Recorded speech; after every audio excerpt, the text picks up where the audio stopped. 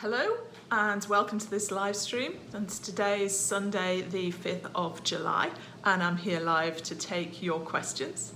I'm back up in Cumbria today, so you can see I've not got all my textbooks, but I've still got my whiteboard so I can doodle and answer any questions you may choose to send today and any Sunday live at 9 AM British time, which I'm just realising is terrible time for America, and I've been having some really interesting conversations in the American forums over the last 24 hours about how division is conceptualised in the American curriculum and fractions and scaling and so on, which there seem to be some problems in the Common Core.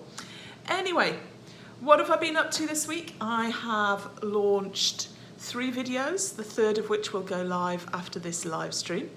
So the first was on square, cube and triangular numbers. Now, a lot of teachers are wondering what topic they can start with when they finally get their whole classes back, and that's a lovely one.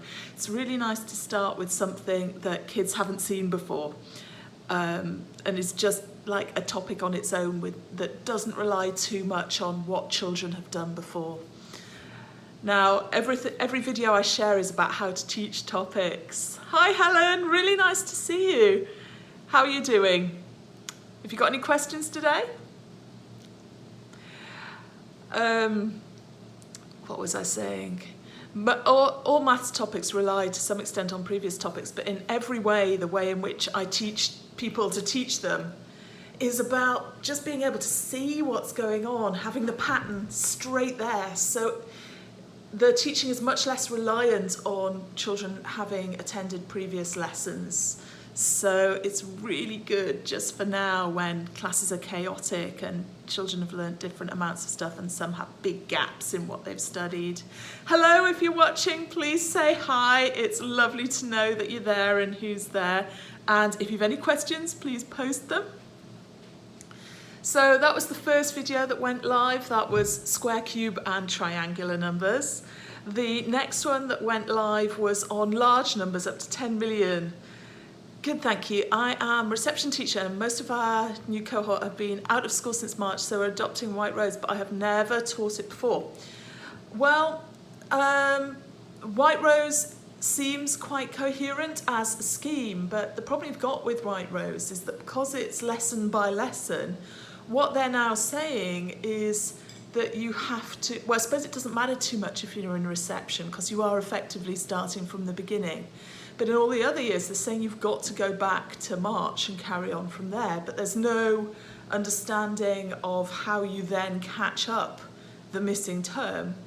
And realistically, our school's going to be consistently open in the autumn. So I know it's scary, but what I'm really recommending is that you write your own scheme and teach straight to the heart of curriculum and hammer the things that really matter and adapt in response to what you see in front of you. I will be watching your reception videos to get some tips on teaching maths. Great. Okay, so the reception videos cover absolutely every aspect of the maths curriculum for 4 to 5-year-olds in England, which is the hardest curriculum in the world. And they cover them really efficiently and succinctly, so you can teach them in much less time than is needed by the whole year. And alongside them, if you go to the Expert Primary Maths Teaching group in Facebook, you'll find a document which teaches you how to plan your own teaching. It's page per term, and all the curriculum is covered. The whole curriculum is covered there in page per term documents, and you can just add in your own resources and your own way of doing it. And that's the basis we've been using with quite a lot of the schools in Cumbria, and what's going on in those schools is absolutely exceptional. What is the group called? I'll go and join it. It's in Facebook. It's the Expert Primary Maths Teaching Facebook group. That's Expert Primary Maths Teaching. And if you go to the files section on the left-hand side, you'll see lots of free worksheets that I've uploaded, which I'll explain in just a minute. And I think you have to scroll down quite some way, but there is a reception planning document that was published at the end of that series when I finished it, the video series.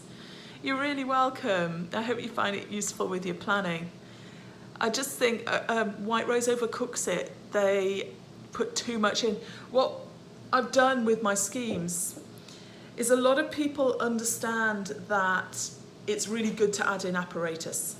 And they find some great bits of apparatus and then they explore everything they can do with that bit of apparatus.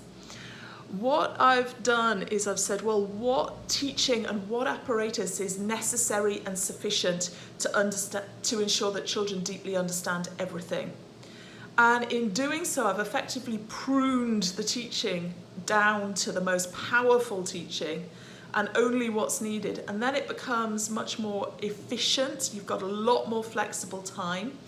The teachers who write their own schemes with these kinds of schemes are able to just meander around the curriculum. You know, if the kids are having a bad day and the kids need to focus on something else today, like an issue that's kicked off that they just want to talk about, these are the teachers who will just follow their instincts and go where the class needs to go and then comfortably and confidently return to the curriculum as and when in the way that they feel is right. And because what they're doing is so efficient and so powerful, they can do that and just, they become over time more instinctive teachers, really tuned into the class in front of them.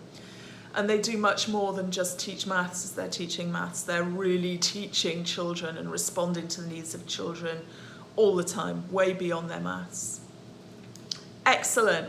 So I've, on my website this week, which is authenticmaths.co.uk, I've put on an option for a little bit of professional development by Zoom, just low-cost professional development where I do some of the training that I've been doing over the years in Cumbria with groups around the country by Zoom. And there's an option for some whole class CPD if people want an introduction to the theory behind the videos and how to use the videos and those planning guides.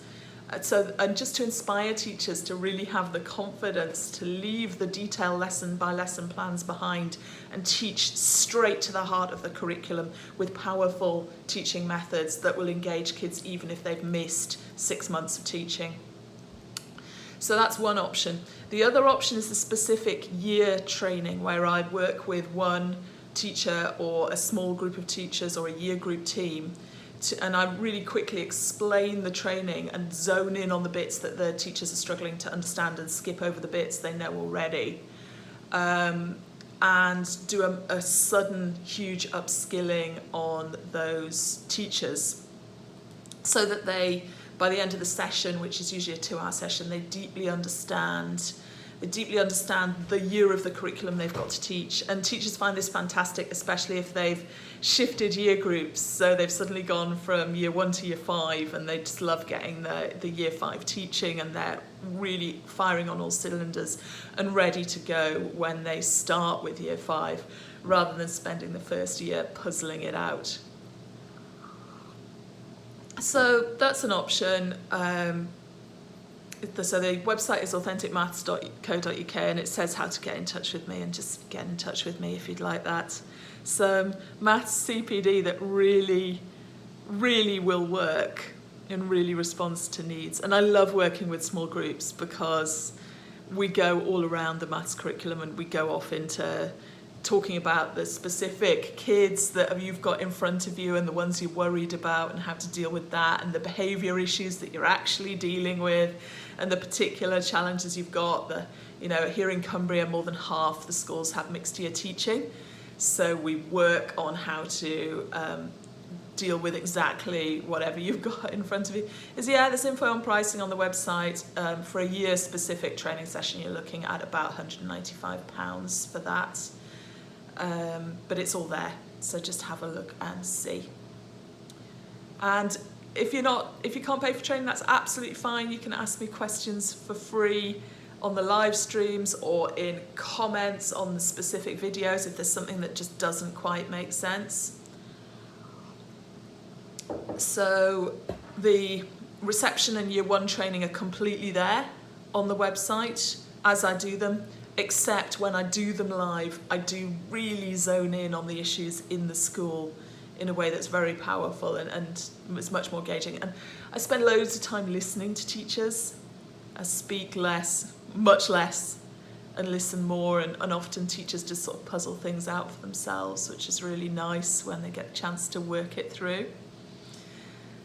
That's the problem with video. It's all pre-recorded, and that's just not how my training works normally. It's much more responsive.